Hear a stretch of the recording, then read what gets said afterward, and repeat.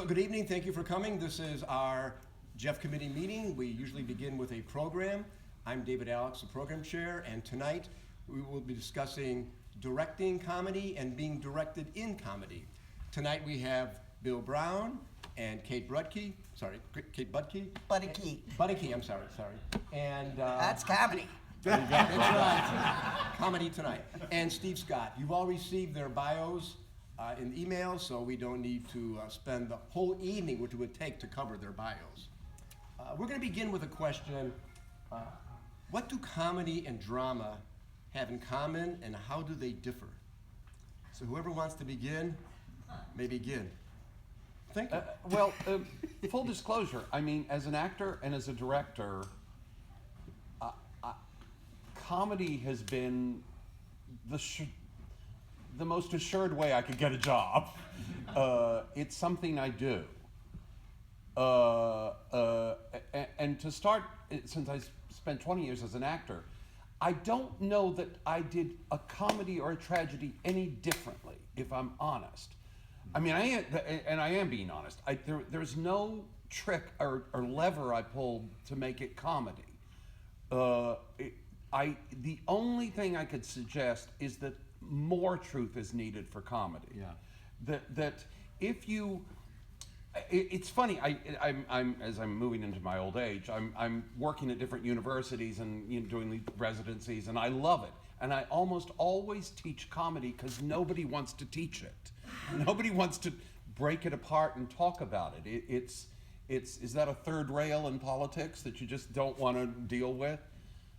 But the best advice I give them is, if you take a situation, here's the perfect example. Private Lives, why is Private Lives funny, and ultimately, Who's Afraid of Virginia Woolf not? Because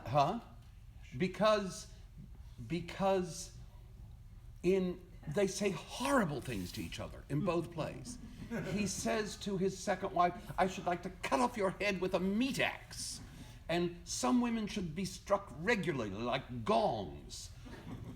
These lines kill because there's no scarring. That you have to take a punch in comedy, but you move on. And at the end of the evening, in Virginia Woolf, they are a mass of scars. Everything landed and stayed. That's about the best I have to offer. Yeah, I as an actor, because I'm not a director, and that I find myself in trouble a lot, especially if I'm asked to audition for comedy, for like a Moliere or something, Noises Off or something like that, something that's very broad, is that I get myself in trouble, and 9 times out of 10 I won't get the job because I think of what I see or what I perceive that character to be, like it's very broad, and I just get a caricature of that in my head. And you guys as directors have probably seen this a lot. I know you've seen it from me, Steve. But instead of going after, in a real way, who that character is and living that character, I just get this picture that I've got to be like this, or you know what I mean? And I won't get the job, and I get myself in trouble a lot of the time with that. The best comedic actor I've ever seen is Fran Guinan, who's probably the best dramatic actor. Right. And he will just, I'm like, what the hell is he doing? It's so brilliant, and it's so funny, and it's still completely within that character, and it's like, I'm like, blown away. And then, being able to watch that, next thing that I did was like North Plan, maybe, probably some of you saw that, but I watched Fran, and it sort of like gave me permission to just go for it, and still be in that character. But yeah, I don't direct a lot of comedy. I think comedy is really hard. I guess I don't like to work that hard. But I do a lot of, practically every play I do has comedy in it. So I think the difference is kind of the result, as Bill was talking Is about. it comedy or humor? Both. Both. I mean, parts of Who's Afraid of Virginia Woolf are hilarious. very, very Hilarious. funny. One of the Absolutely. funniest plays I've ever directed was Streetcar Named Desire. It's hilarious. For the first act. Yeah, it just didn't. It doesn't. But end it well. does. Yeah, no, it doesn't. Yeah. Yeah. And one of the most serious plays I've ever directed in terms of the table work that we did and the stories we told was Vanya and Sonia and Masha and Spike. It was really interesting because we did a lot of table work for that because you have to understand what the characters have been through, and they've been through a lot of bad stuff, and we had to bring all of that out. But it's how it affects them and what it does to them and who they are. So it's a matter of finding the reality of whatever world you're in, and taking it from there. I mean, yes, towards the end of the rehearsal period, you start worrying about timing and okay, if you cheat out this way, then we'll be able to see you and hear you and all of that. But there are mechanics involved in stark tragedy too. So it's. I don't think my process is that much different with any genre. You know, it's weird they got those faces, the Yeah, the I know. happy face Yeah, and the I sad know. face. Because mean- they're all the same thing, It does come down to the ending, perhaps. Yeah, it does. I mean, if does. you work backwards from a play, the audience knows in Private Lives that I'm not going to cut off her head with a meat axe. Right. They might worry in another play. Well, if you've never seen it, why would you not know that? But it's the Something- way they deal with. There is Yeah, a lot of love in Private Lives. And there's also, I think Yeah. I actually think what you want in a comedy just needs to be hyped. That you actually need to want it more. Yes. I mean, you can want to go to Moscow in Three Sisters, but if it were a comedy, you'd want to go to Moscow to open a card store, or I mean, it would have to be something that you wanted to do so badly, you're prepared to act like an idiot. Right. The farther you go, the Yes. stronger the choice. Yeah. In some ways, actually, the lower the stakes and the farther you go, the funnier it can be. So let me ask you guys this: if somebody's auditioning for you, okay? No, seriously, because I never know how to approach it. And it's a comedy, Would you rather see somebody who's really rooted, of course, really rooted, and maybe the comedy's not all there, rather than somebody who's funny first and then? Generally, yes, I would. Yeah. I Okay. would. I mean- because most actors can do comedy. I mean, Some requires better than others. Some better than others. But yeah, I want the reality first. Yeah, me too. And there's always a phase when you're rehearsing the comedy where It's so the not humor funny. goes away, Yeah. and what you're building is the reality. And that's okay. Yeah, which is necessary. Yeah. The comedy then comes back, hopefully. Sometimes not, but usually, yeah. There was a famous acting teacher in the early part of the 20th century in England who whenever anyone came to her, Martita Hunt, is that her name? Yeah. Mad Woman of Chaillot. Yes, yeah. Right. She would have that person say the old version of Istanbul. You had to say Constantinople. And she would have them say that, and they would say it, and she would go, comedy. Or not.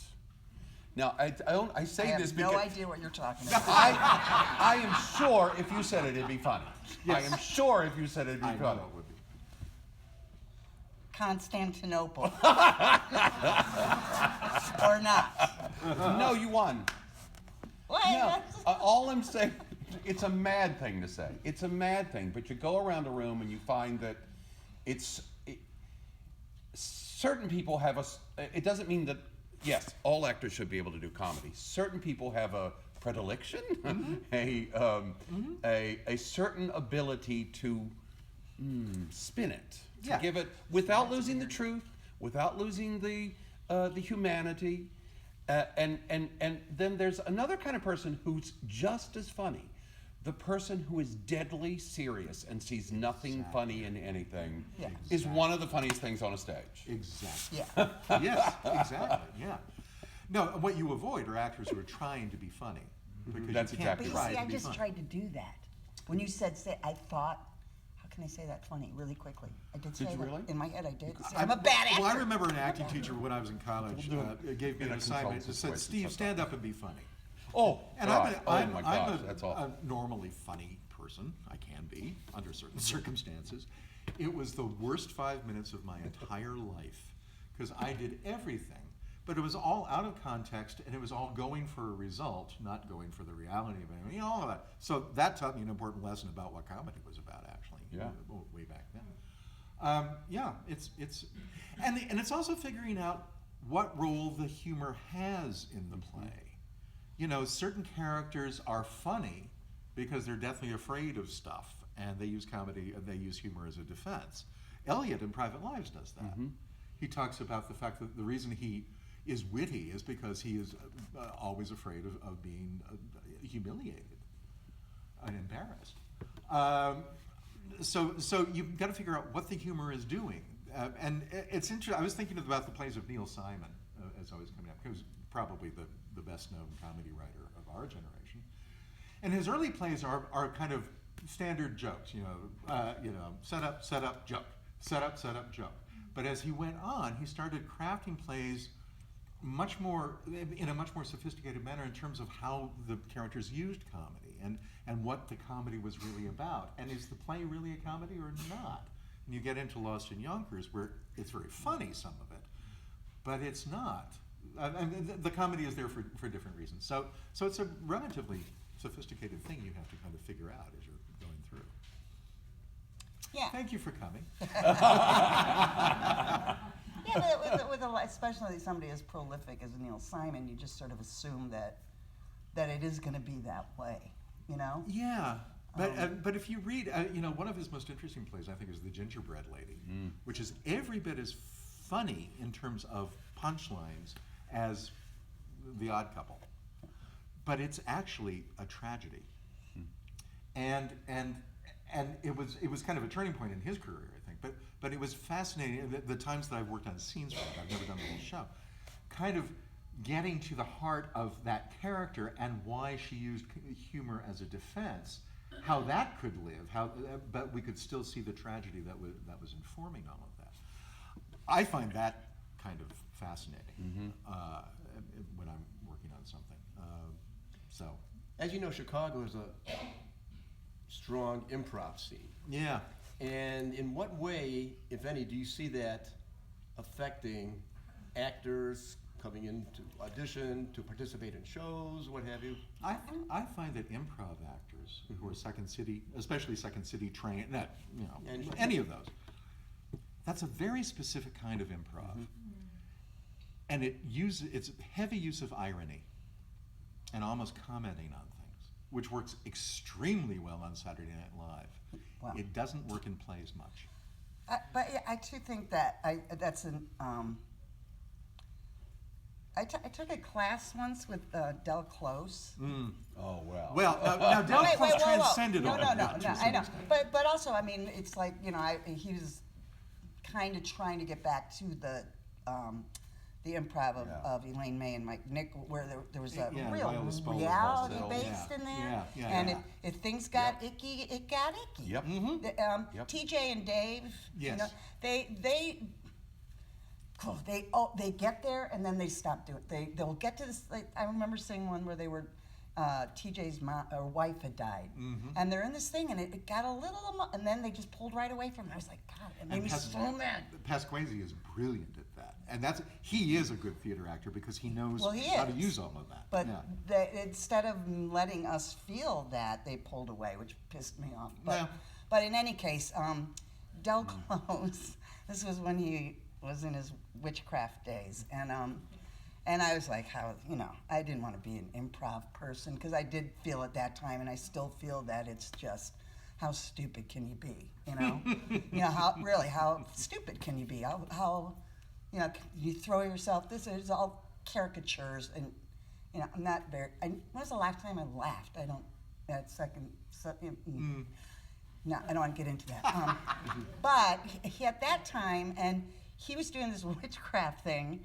And I was like, oh my God, what the hell's going on here?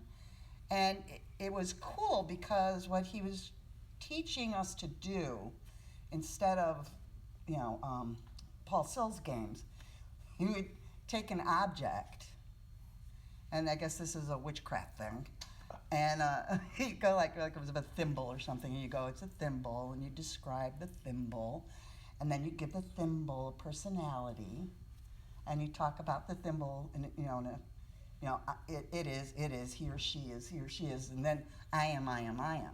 And it really, I was like, that's really cool. Because you could do it with anything, you could do it with any character in it, and I thought that was really cool, and I learned that from Del Close, which has been useful through my career. He was right to the root of all of the above. Yes. Comedy and Yes, tragedy no, were exactly. exactly the same thing to him. Yes, And but he was a brilliant actor too Brilliant. because of that. But then he wanted us to drink blood. And I said, no, Drunk bye-bye, users fine. bye-bye. Okay, we all have our limits. Yes. Yeah. No, but that, and I think in theater, I don't think there's any room for that kind of improv. I really don't. As opposed to the Fran Guinan improv, because he'll improv. He'll He just- absolutely will. and that's a brilliant improv. That's character improv. That's like the Elaine May, Mike Nichols improv. It's character based rather than personality based. Yeah. If I can just jump in, Absolutely. I don't know why I moved to Chicago.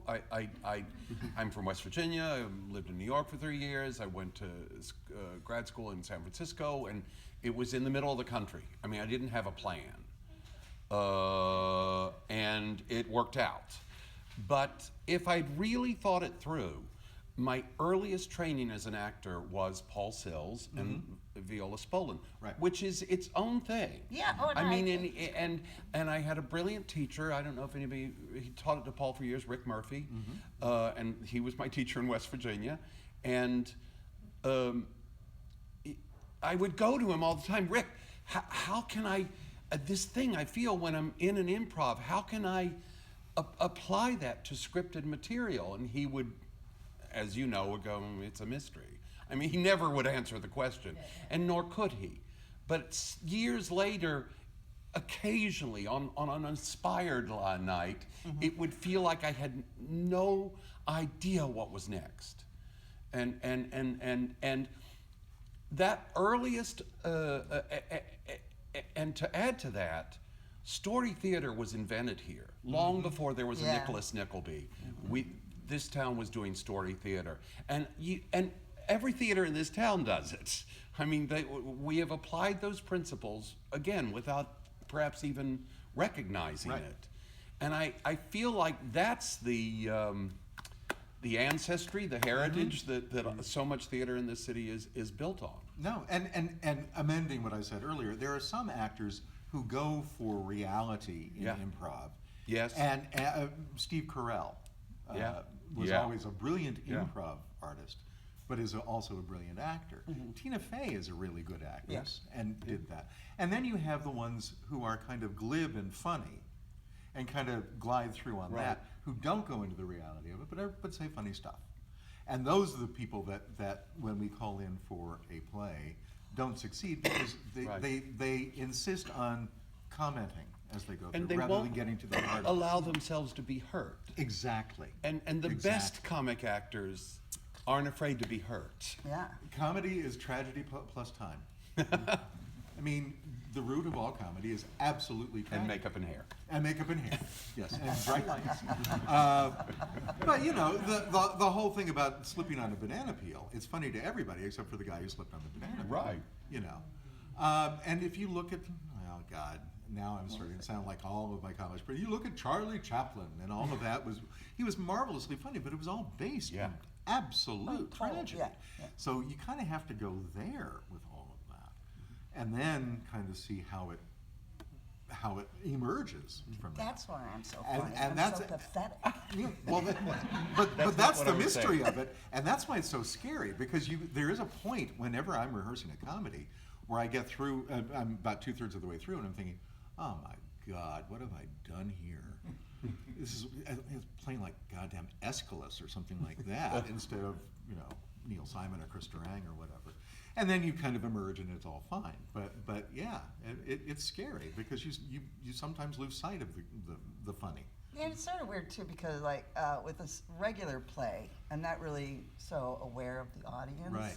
But with a comedy, oh my God, if you don't laugh, You've I lost. hate your guts. No, I hate their guts. Yeah. I blame yeah. them. I know. I blame them. Okay. All right. You know, There's nothing worse. yeah, it's oh. There's God, nothing worse than shoot me trying to off. figure out why something that should be getting a laugh isn't getting a laugh. Is it the inflection? Are they hitting the wrong word? Can we not see them? Is the focus not right? Or Are they is it not funny? Or is it not Which is funny? frequently, you know. Which you kind of go, oh, well then we'll cut it. We're like, you really think it's funny, and you keep doing I it. know, You keep I doing it. know. Like, why? Well, you there's doing always, that? you know, because in the rehearsal room, you think everything's hysterical for a while. But it's funny because it's my friend Mary Beth, and she's being really Yeah, funny. yeah. Well, you don't know her, and so you're not going to think it's funny in the way I do. Rehearsal laughs Oh. are useless. They're horrible. You cannot They're horrible. ever count on No. having that in the real world. No, and that's why I bring in people all the time into rehearsals for comedies. You know, is this funny? Laugh. Please laugh. Please laugh. Laugh. Okay, it's not. Okay, here we go. Well, Steve, I asked you this about this quote earlier, and you said you agreed. I wonder if you would comment on it and maybe give some examples. W.C. Fields, all great comedy is rooted in cruelty and pain. Yeah. Look at Commedia dell'arte. I mean, it's all sex, love, and violence. You know, Does Classic it make you fun. laugh? Commedia sometimes. Does it? Sometimes. Commedia has to be done pretty well to make me laugh, but yeah. But it is. Yeah, I think all comedy is rooted in pain, but fortunately, somebody else is suffering, not you. Thank God I'm not there. Oh, that's good. Yeah, I see what you're going through there, buddy. Yeah. No, it is. It Yeah. is because we laugh. I think we laugh at the things we're most scared of, because it by laughing at them, it puts them out here somehow. So we don't have to deal with death and destruction and torment and all of that. If we can find something to laugh about, you know, the best TV comedy I ever saw was Chuckles Bites the Dust on Mary Right, Tyler Moore. Hysterical. right. Which is Hysterical. about a funeral. It's a horrible thing, and it was hysterical. I mean, the fact he was a clown dressed as a peanut. Okay, that's pretty funny. But this Stuffed up by an elephant. was trampled to death by an elephant. That's not funny. That's awful. Right. But And it was then funny. it's like a little joke, a little dance, A little song, a seltzer little down dance, a your little pants. seltzer down your And pants. that was his epitaph. Yeah. Yeah, It's a hysterical. perfect example. But it's Based based in in reality. absolute horror and tragedy. So let's get personal. What play would you like to direct or act in that you've never been associated with? In comedy. In comedy. Start with them. I got a couple. I mean, I love House of Blue Leaves. I've always wanted to be Bunny in that. yeah. More than- Yeah. And I would love to be a man and be in any Martin McDonough thing, like the Lieutenant of Inishmore. I mean, that I thought it was just Yeah. the cat. It was hysterical, and the blood. And I love all that. I mean, Yeah. I would love to be a man in one of his plays. I'd love to be a woman with him, with Martin McDonough, because he's hot. But in any Martin McDonough play. Well, now that you say that, Well, he's the cool. I've always wanted to do restoration comedy. That's so funny. I love restoration Yeah. comedy. Nobody ever does it because the casts are too big and it's too expensive and all of that. But restoration comedy is hysterical, and dirty and nasty and fun. And I'd love to do a restoration comedy. I think that would be great. There's a whole genre, restoration, and then in the next century, 18th century English comedy, that is smart, funny, dirty, some of it quite moving and frightening. I mean, I keep talking about a production, a modern dress production of Way of the World, set on the North Shore. Where a play about marrying for money. It still happens, I am told. And we do run. It comes up. I think it's gonna. I'm reluctant to ever say anything I want to do because if I keep quiet, it'll come my way, and that's kind of worked out in my life. But I sat down and read it about 3 or 4 years ago and went, "Are you kidding me?" I mean, it's gotten such a bad rap. I probably from schools doing a sort of fon version of it, you know, something. Oh, da da da da da da da da. Right. It's That's lethal. how I audition. You will never do that again. Exactly the same. Yeah. Whoa, whoa, But whoa. You can be in my production. It's okay. it's a lethal comedy, and I think that's probably we're attracted to it for the same reasons. Yeah. But then there's a somewhat gentler but still sharp. There's the 18th century recruiting officer Yes. Farquhar. I mean, Yeah. there's some amazing. I did The Critic. I mean, I've gotten some opportunities to do them, and they're really sassy. Let's just put Yeah. it that way. I don't know. Does that interest you? No, no. You know, here's the thing though, but this is a challenge. I'm challenging you to do something like that and make me feel something. Well, Other than that was funny. Because I don't know how- that yeah. English stuff, Yeah. I feel I nothing. think you. I I think don't. you I can. go, oh, that's I've funny. seen That's it. funny. I mean, I feel nothing. the recruiting officer is the perfect example. challenging you. It's about literally a recruiting officer in small town England, going around saying all the things they still say: be a man, see the world, have a career, all the things, trying to get soldiers. That ends with them marching off. I mean, it's happy. It is a comedy that goes, oh, and wait a minute, what war is this? Doesn't matter. There was no mention of what war, and it was European war number, you know. 4 or 5. I just find English writers completely unemotional. Like all of them. Pretty much. See, I mean, Noel Coward, okay. I love Noel Coward. Okay, no Coward, exception. Yeah. Okay, but most of them I'm And like, and I love Acorn too. I still don't know if I've ever. Stopper. Mate, Stopper. please, Stopper. just. Well, I'm too stupid for Stopper. Go see. That's the name of go my see- play. go see I'm too Arcadia. stupid for Stopper. Go see the Arcadia that Michael did up at Writers. It So is- one final question before we open it up to Sorry. the audience. No, that's right. Is one that I warned you about, but it's very important to us, and that is when we attend theater and have to judge it, so to speak, the difference between what you would consider to be excellent comedic work and very good comedic work. Well, I mean, it does begin with, is it funny? I mean, if we're talking about comic work, you've got to, and not a sort of vinegary little smile, isn't that witty? I don't find that comic. It sort of doesn't interest me. It needs to be funny. Now, great comic actors, Frank Guinan being a perfect example, Larry Ann is another example, are funny, and then you realize, oh my God, he's cracking in two. Yeah. Great comic work should make you laugh, but you really should have had another kind of an experience Absolutely. as well. Absolutely. And that's what I think. It's like, you know, planes, trains, and automobiles. You know, like John Candy. Okay, I never particularly thought he was Right. hysterically funny. Right. But in that movie, I laughed, I bawled my eyes out.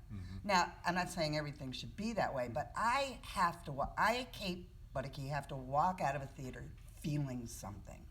Not like, oh, I had a really good time. I was like, I want to go, Yeah. oh, God, you know, I felt so much for that character, or for all of them, or whatever. I just wanted to hug them, or, you know. Yeah.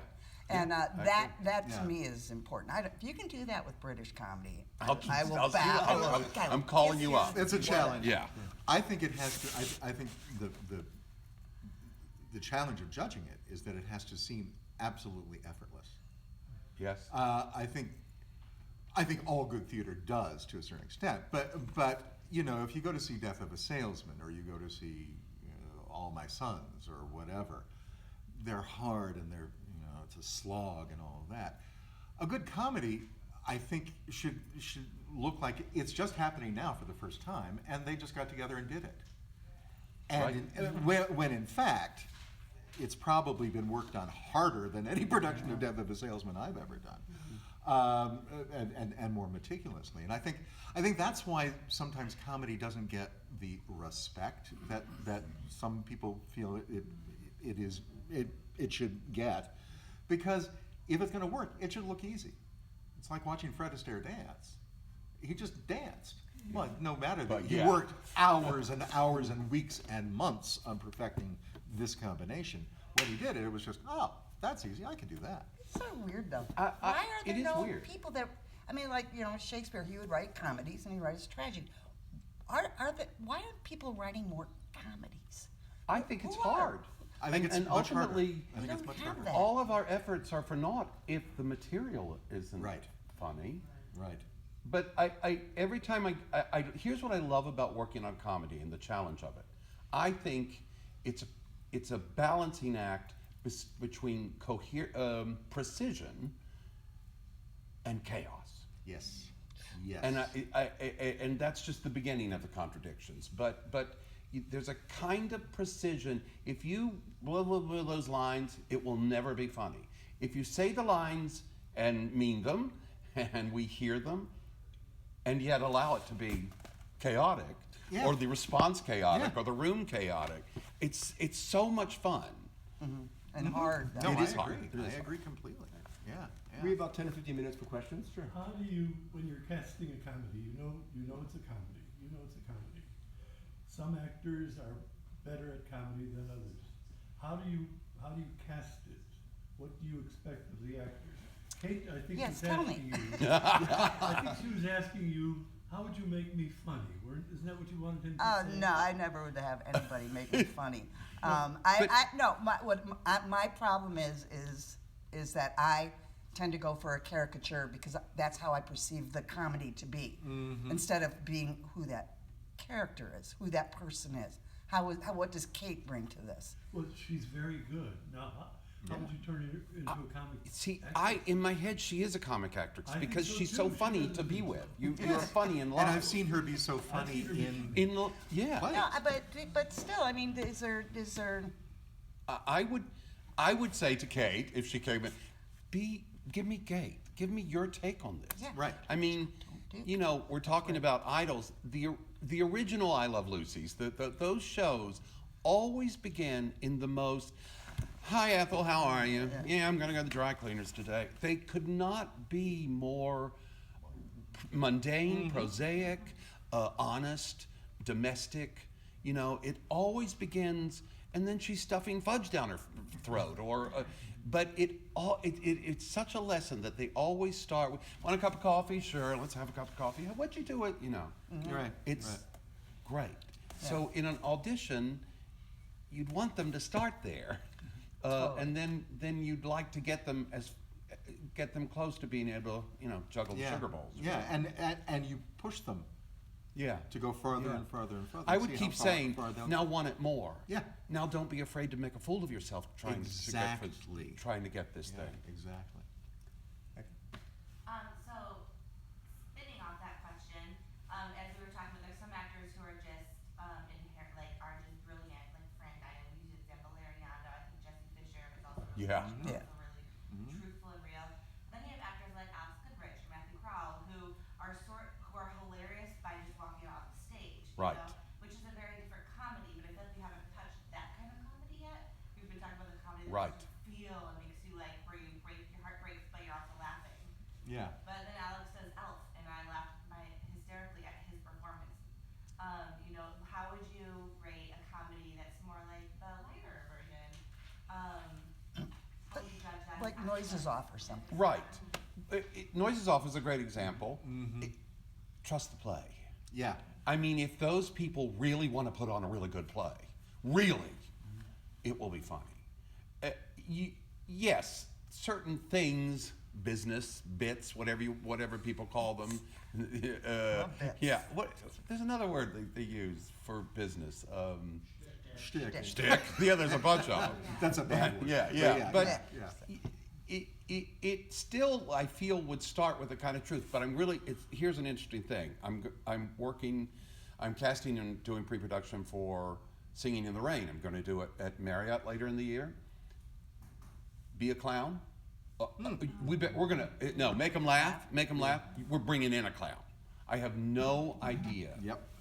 It is not in my skill set to make that funny unless I find something I don't know about it. But it's a kind of I would argue that even when in the movie it impresses you more than it makes you laugh.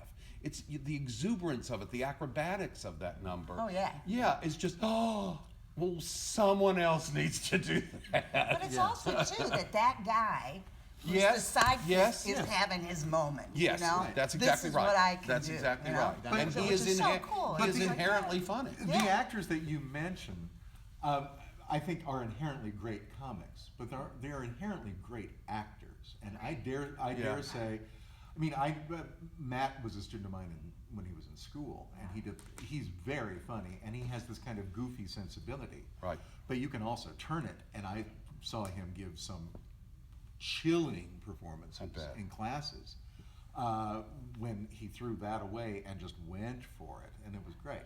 I've never seen Alex do that, but I'm sure he could.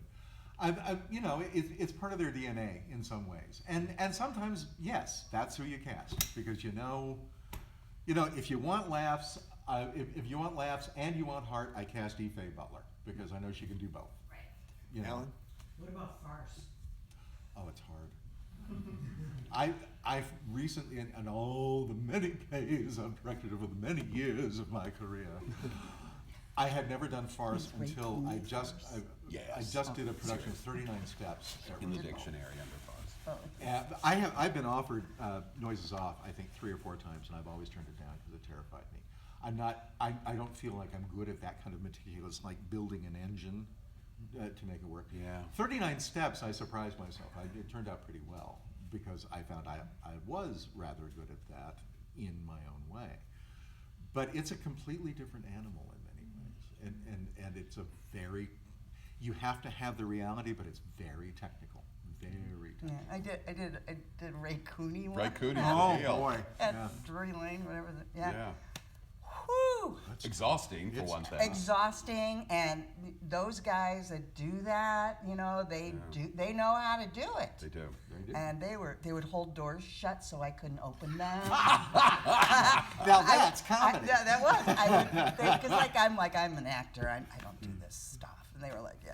And they would attach I was wearing a suit, business, like I was a cop, and they attached a mile-long piece of toilet paper on the end of my thing, and I walk out and everybody's laughing, and I'm like, yeah, funny man. Didn't realize it was a toilet paper.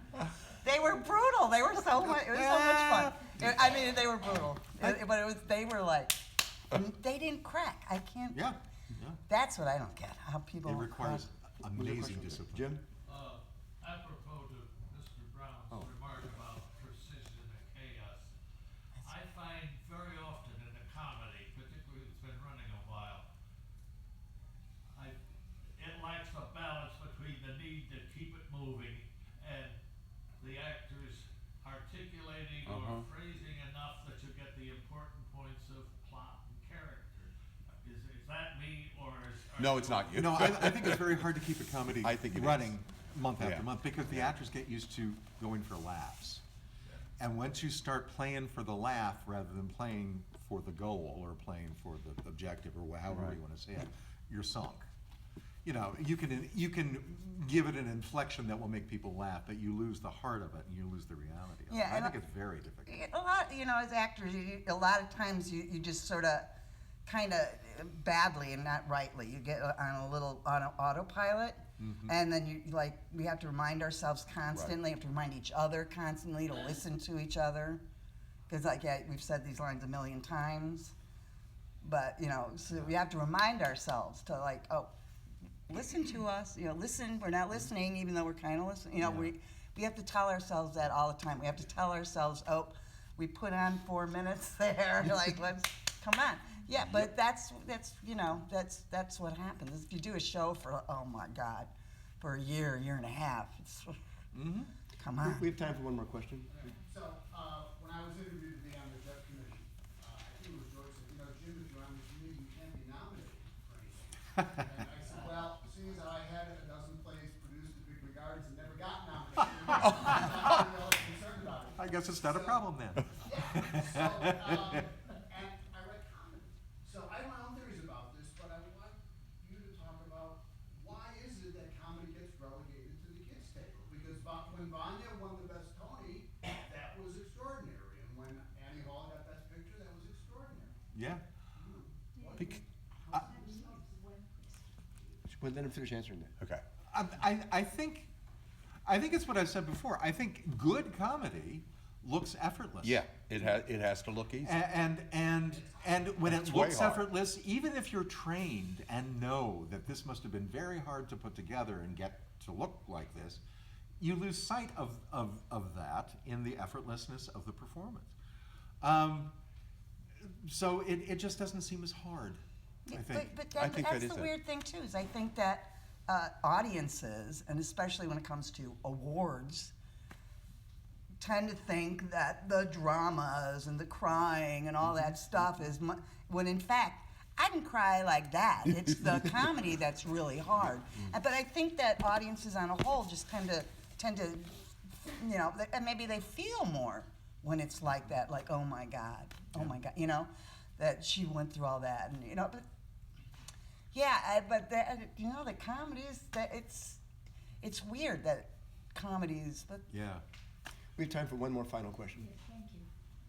Would you say that tragic acting really has much more internalization, whereas comedy is much more external, in that you're developing movements, gestures, body action far more than you would in a straight play? Your voice is working in a different way, you're doing timing and vocal things that are going on, but the body too is working so much harder, I think, in creating a comic character than in a tragic one. That seems to be more internalized. I don't know. I think Well, it's both. here's an example I always turn to. They say it was the biggest laugh in radio. I don't know how they measure that. But, you know, Jack Benny in the street, a man comes up with a gun and says, your money or your life. Well, he has nothing to do. He doesn't have to do anything, because that's hilarious. Because we have his character. We have his given circumstances. We know that he's going to give that a lot of thought. So all that internal work has been done for us.